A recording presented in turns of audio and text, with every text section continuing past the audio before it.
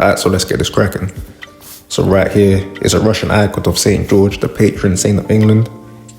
He was an extremely venerated figure throughout medieval England. And this is going to be volume 2, starring St. George, Debunking Caucasian Myths. And in volume 1, it was starring Queen Philippa of Hainault, the Black Queen of England. And in that video, we watched a clip of a Caucasian person that was attempting to assert that Queen Philippa of Hainault was a Caucasian woman, and thereafter we proved without a shadow of a doubt that she was a black woman through the means of an eyewitness account and through a bust that clearly depicted her as a black woman.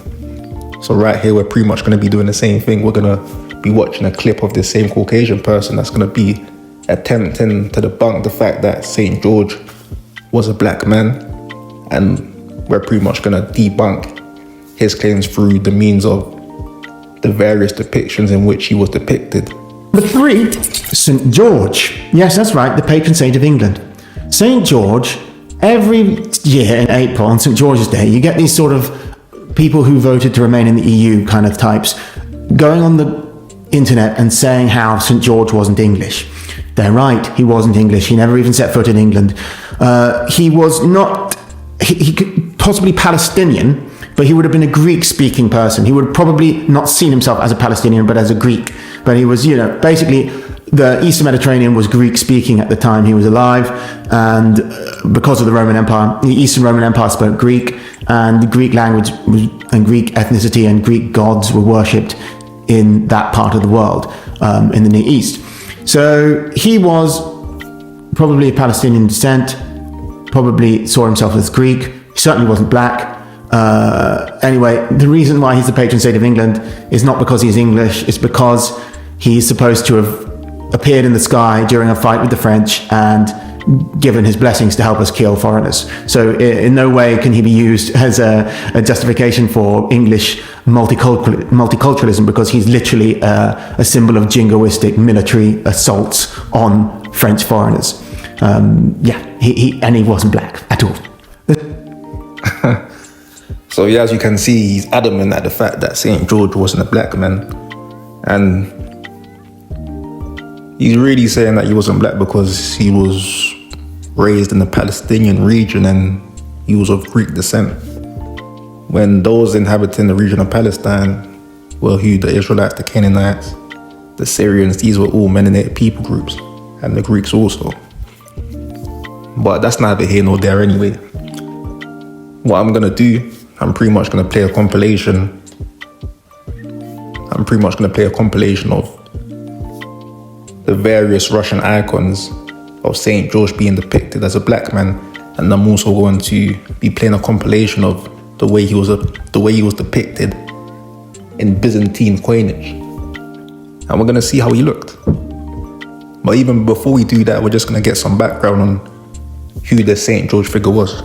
Okay, so let's get some background on St. George. It says St. George, also George of Lydda, was a Christian who is venerated as a saint in Christianity. According to tradition, he was a soldier in the Roman army. He was of Cappadocian Greek origin and a member of the Praetorian Guard for Roman Emperor Diocletian, but was sentenced to death for refusing to recant his Christian faith. So it says he was of Cappadocian Greek origin.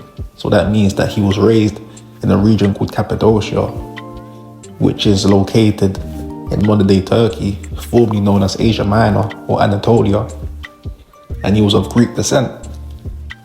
And anyone who knows anything about the ancient Greeks, they understand that the ancient Greeks were chiefly a melanated people group. Then, during the time of Alexander the Macedonian, that's when it started to become more mingled. But even Alexander the Macedonian himself, he was a mixed race man. On his mother's side, he had some black lineage. The first-hand accounts describe Alexander the Macedonian as being ruddy in complexion, meaning what, he was light-skinned. And even when you look at certain ancient busts of Alexander the Macedonian, it shows him having Negroid features. So, unbeknownst to a lot of people, even Alexander the Macedonian had some black lineage in him. And he's the most popular figure in Greek history. And even among the Macedonians, you had black people. You had Alexander the Macedonian's right-hand man, one of his chief men in his army, who was called Clytus Mellus, also known as Clytus the Black or Clytus the Nigger. And Mellus is an ancient Greek word that means black. That's where we get the English word melanin from. Then you had his mentor, Aristotle. He was also a black man. In the 13th century Arabic manuscript, he's depicted as being dark-skinned. You have Socrates, one of probably the most influential and the most popular Greek philosopher of all time. He was described having a swarthy complexion, in other words black, with a flat nose, which is characteristic of a Negro. And if you look at his statuette in the British Museum, he's depicted as such. You had the Spartans, who was an ancient Greek people. They were Israelite in origin. And, most people know by now that the Israelites were people of color. The Athenians were people of color. The way the Greeks depicted their gods, such as Hercules, Athena, Apollo. A lot of the real artifacts, you can see that they were depicted as people of color.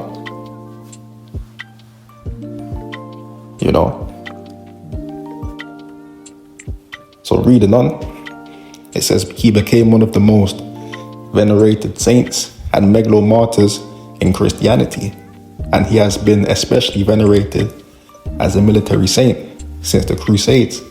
He is respected by Christians, Jews, as well as some Muslims as a martyr of monotheistic faith.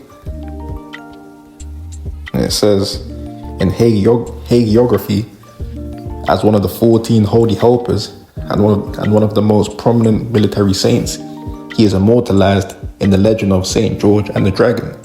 His feast day, St. George's Day, is traditionally celebrated on the 23rd of April. So all these Englishmen, modern day Englishmen that celebrate St. George's Day, they're really celebrating a black man unbeknownst to them. That's the crazy thing. That's the crazy thing about it. It will be funny to see if they will still celebrate St. George's Day if they had the understanding that he was a black man. That would be interesting. But anyway, reading on. His feast day, historically, the countries of England, Bosnia, Georgia, Ukraine, Malta, Ethiopia, as well as Catalonia and Aragon in Spain and Moscow in Russia, have claimed George as their patron saint, as have several other regions. So all these regions, except for Ethiopia, are predominantly white populated regions. And as I said, if they knew that St. George was actually a black man, would they have the same energy? Would they still venerate this person as a saint? That's why they say the truth is stranger than fiction. It says, the Church of St. George in Lod, in brackets Lydda, Israel, contains a sarcophagus traditionally believed to contain St. George's remains. So yeah, that's a bit of background on St. George. Here you're gonna see a fake statue. That's just a modern statue, a reproduction. That's not him. That's not how he looked. Again, another fake depiction. Oh, here, that's close enough. You see the brown skin here. So sometimes they can even, especially on Wikipedia, sometimes they can throw you a bone. But yeah, as I said,